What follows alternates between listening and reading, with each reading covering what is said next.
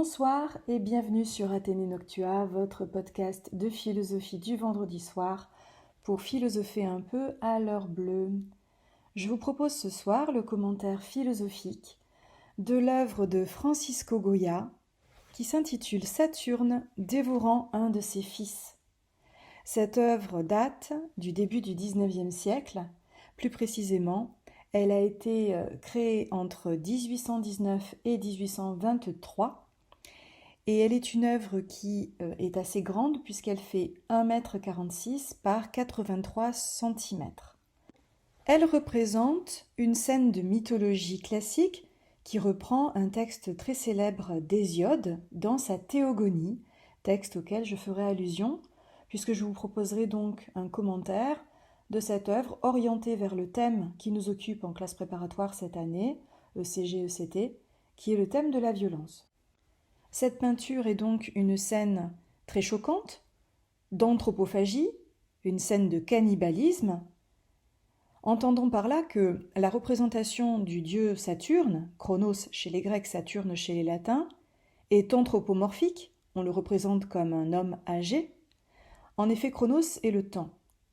Donc on représente la plupart du temps ce personnage de Saturne âgé parce qu'il incarne la temporalité, il est le dieu du temps. Et ce temps est dévorant, il dévore les êtres.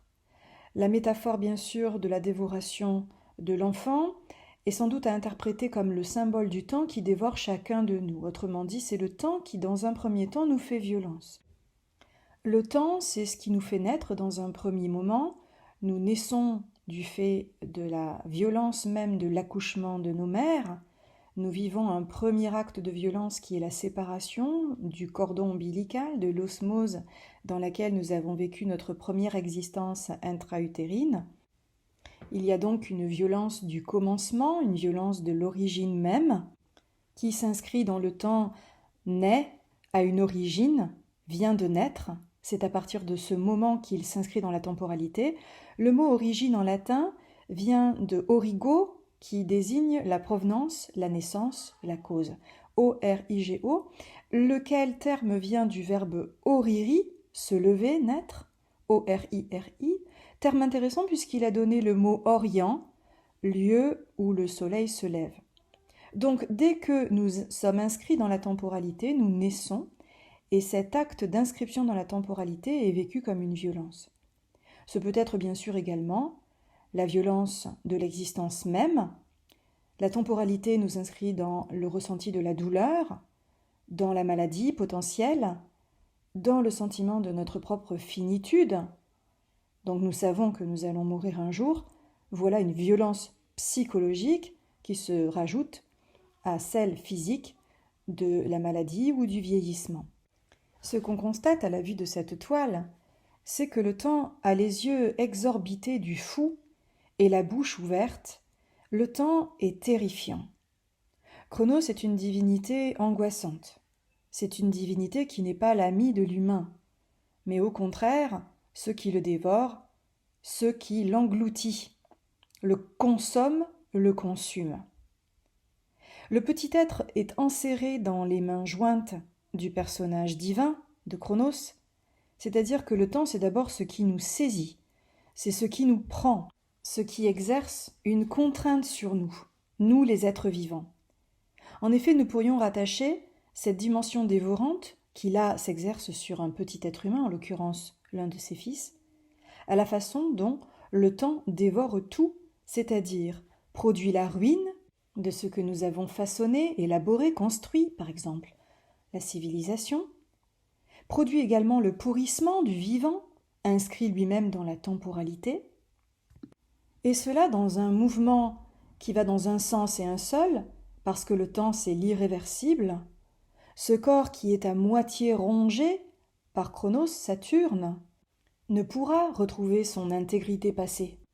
Il est détruit pour toujours, et l'aliment d'un être vorace qui s'appelle le temps. Le temps mange la vie. Il est un cannibale qui se repaît des êtres bien vivants. Or, qu'est-ce que c'est qu'une scène d'anthropophagie ? C'est une scène où le même dévore le même. Certes, une différence d'échelle existe entre ces deux corps, l'un colossal, celui de Cronos, et l'un tout petit, celui de son fils. Cependant, ils sont faits de la même chair, ils sont faits de la même texture, ils ont un corps tous deux, un corps capable de saigner, un corps vivant, si bien qu'on pourrait en déduire que l'humain souffre de l'humain même. On sait que Goya a souffert particulièrement de la mort de 5 des 6 enfants que lui a donnés sa femme Josépha. Ils moururent en bas âge et ces morts ont littéralement miné le peintre. Il a souffert également de la maladie, de sa propre surdité, mais aussi de la situation politique, la guerre civile, ainsi que le développement du fanatisme religieux qu'il représente à travers des êtres aux yeux exorbités, d'une violence infinie, et qui ressemblent à s'y méprendre à un autre grand thème de ses peintures, les scènes de sorcellerie et notamment du sabbat. Conscient de la violence du monde, Goya les représente dans ce qu'on appelle les peintures noires. Et il les a peintes à même les murs de sa maison de la banlieue madrilène, la maison du sourd, dans des tons très sombres avec un fond noir, un peu semblable à celui qui inspire, on l'a vu à la séance précédente, le peintre romain le Caravage, fond noir duquel surgit le personnage de Saturne, personnage qui semble en effet surgir du fond des ténèbres, du chaos, ou peut-être de nos cauchemars. Ce sont donc ces peintures noires, ces fresques qui décoraient les murs de sa maison, qui ont ensuite été transférées sur toile dans les années 1870 et ensuite conservées au musée du Prado où elles sont encore exposées à Madrid. Ces fresques sont au nombre de 14. Je vous donne quelques titres de certaines d'entre elles pour faire apparaître le caractère omniprésent de la violence dans ces dernières. On a par exemple le sabbat des sorcières, Judith et Holoferne dont nous avons parlé la fois précédente, Saturne dévorant donc un de ses fils, Vision fantastique, Pèlerinage à la source Saint-Isidro, qui décrit une procession religieuse de fanatiques.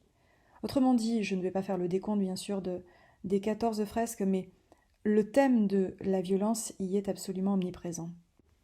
Et ce thème de Saturne dévorant son enfant, il le doit à la lecture d'un texte très célèbre d'un penseur présocratique, Hésiode, qui a vécu peut-être à peu près un siècle ou un siècle et demi après Homère, sans doute au 7e siècle avant Jésus-Christ, auteur d'une théogonie, texte qui littéralement désigne la naissance des dieux et travaille donc sur l'origine des êtres, et pose à l'origine de tout le chaos, cette béance, cette profondeur obscure dans laquelle ont pu émerger Gaïa, la terre, au large flanc, que recouvre Ouranos, le ciel. Ce principe masculin pénètre Gaïa et enfante dans son sein, dans ses profondeurs, une armée d'enfants, de titans, qui pourraient un jour prendre le pouvoir à la place d'Ouranos, dieu du ciel. C'est pour cela qu'Ouranos déteste ses enfants et empêche ses enfants de sortir des profondeurs chtoniennes de la terre de Gaïa. C'est donc dans ce sein profond que l'un de ses fils, Cronos, décide de s'armer pour fabriquer la faucille qui émasculera son père et libérera tous les enfants que Gaïa a en son sein. La mère, Gaïa, est obligée d'ensevelir ses propres enfants dans ses profondeurs. Elle est comme étouffée d'être grosse d'une si nombreuse progéniture. Elle décide donc de dresser ses enfants contre leur père et c'est Cronos qui aura le courage d'opérer ce geste d'une violence inouïe, l'émasculation de son père.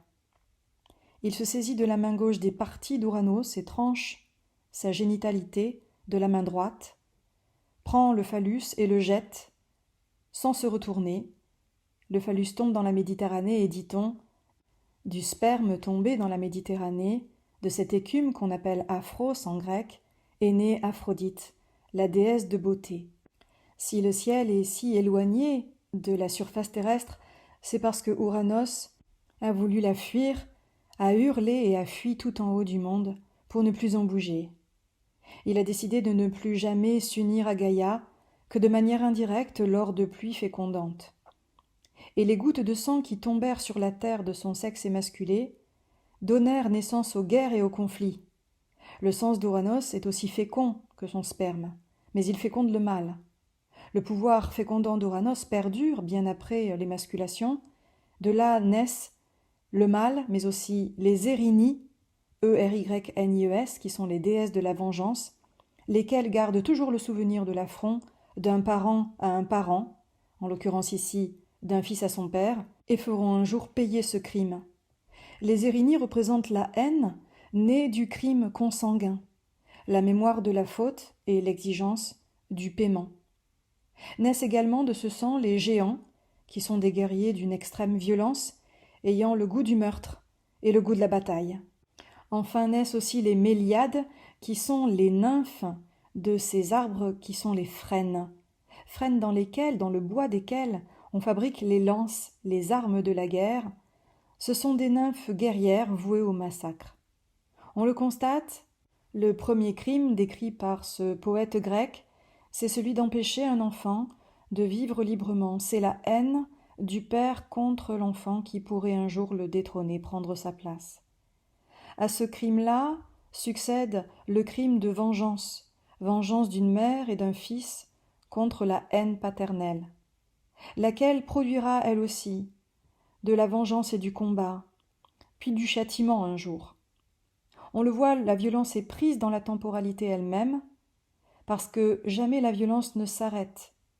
La violence naît d'elle-même, la violence engendre la violence, tout comme dans cette toile de Goya, un être en dévore un autre. Cette analyse s'achève, je vous remercie de l'avoir suivie, je vous remercie de votre fidélité. N'hésitez pas à vous abonner si vous aimez ce travail, et je vous dis à très vite pour philosopher un peu à l'heure bleue avec moi.